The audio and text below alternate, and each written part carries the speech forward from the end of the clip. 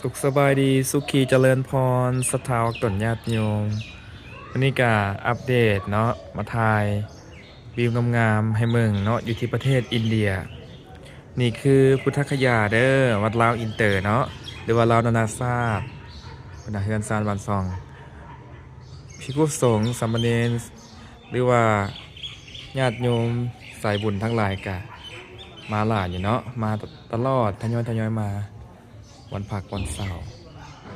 นี่บ้านเมือง พุทธคยาเด้อนี่มีวัดลาวอินเตอร์เนาะมีสามสั้นที่พักที่เศร้าก็ได้หลายสิ่งน่าประการหลายสิ่งน่าประการเด้อพะนะบ้านเมืองข้าเจ้าเป็นคือตึก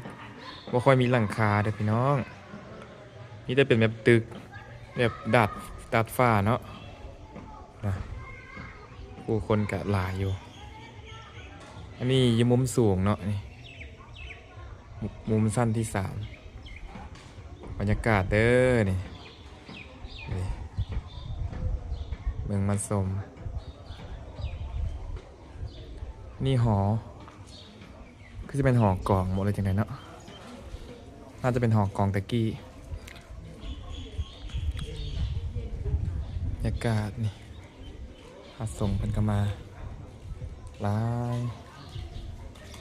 แขกเนาะอ้าวสาธุบุญเด้อผู้ใดมาฮอดเจ้าถึงกันเลยได้เห็นก็เป็นบุญตาได้เจรจาก็เป็นบุญป่าได้อุปถากรักษาทำบุญก็ถือว่าเป็นบุญเป็นกุศลทางจิตทางใจเนาะอ้าวสาธุ